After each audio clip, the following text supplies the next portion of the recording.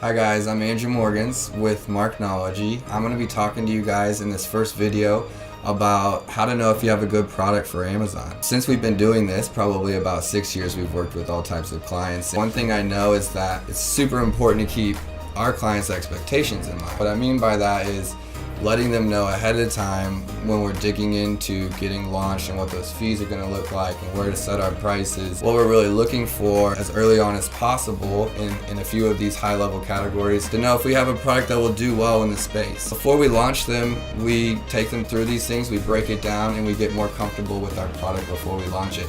In the early days, we would work with anybody and everybody, and we didn't think about these things, and we would just be like, you want to sell on Amazon, like, let's go do it. What we would find is that if any one client was missing any one of these three main features or things needed to sell on Amazon, then we struggled. So I've put those together for you guys. I just want to talk about them briefly. You can think about this when you're going to sell on Amazon. Do I have all three of these? And if so, you have a great chance of selling a product on Amazon. So what are these three topics? I want to talk about fees, competition, and demand. There's a lot of fees to consider when selling on Amazon. There's FBA fees if you're sending your product into Prime. There's shipping fees, there's storage fees. There's the commission of the category that you're in. It can be anywhere from 8% to 15%. Know what category you're in. If you're in fine jewelry, for instance, there's a much smaller fee per item that you sell, but there's a big cost to get into it. Know your fees of selling on Amazon. Talk to an expert. Do your research. There's a lot out there. Just buy Amazon on those fees. Another strategy side would be, once you know your fees, you know your margin, do you have a healthy margin? Then what's my competition on Amazon? Are there a million sellers selling pre-workout, for instance? It might be hard to launch a new pre-workout into the space knowing that there's so much strong competition there. Whenever you have your product, let's look at competition, let's look at like products.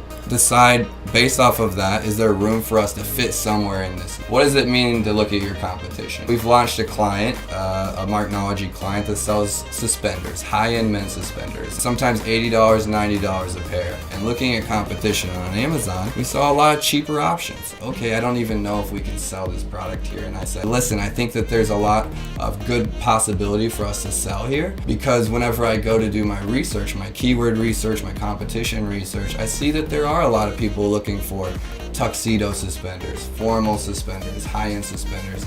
And as someone that cares about fashion, I know that I don't just want to go to Nordstrom's or Hot Topics to buy suspenders. I was like, I think there's a great market for us to be here. A lot of keyword research around the words that describe our product. Not a ton of people in the space. The brands that do have reviews are okay. It means they haven't been dominating the space for years. And to us, that said, like, yes, let's take a leap. Let's launch these products. I think if we can get our keywords to match out there, we're going to have a good product. So we looked at competition. We saw that there weren't a million. We saw that we could find our spot and with the keywords that fit our product, and we knew that that was a win. So take 3, take 5 competitors and see if you can do better than they're doing. Look at their photos, look at their copy, and decide if you can fit in that space. The last one would be demand, which I kind of just talked about with the suspender client. We looked at how many people are searching for formal suspenders. How many formal suspenders are there out there? We use third-party tools, which we'll get into in another video, but we use these tools that helped us know what customers are searching for. Is there a demand for the product? You could have a product that's too new.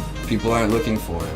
Or you could have a product that's too old and people aren't looking for it. And regardless if you have a great product, if no one's searching for it on Amazon, then you don't really have a great product to sell there. So once again, to bring those home, we're talking about fees, know your fees, and if your product can make money after all of those fees on Amazon. Know your competition, know what they're doing in the space on Amazon, know if you can do anything to improve that, and know if you have like a space for you to fit in there. The last thing to know is demand. Are there people searching for the products we're trying to sell on Amazon? Because if we have all 3 of those things and we follow what I call the Marknology effect, or these systems for selling on Amazon, then you're gonna have a product that can win.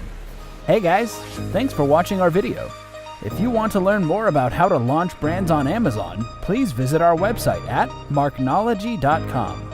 If you want to see more videos like this, please hit the Marknology logo to subscribe.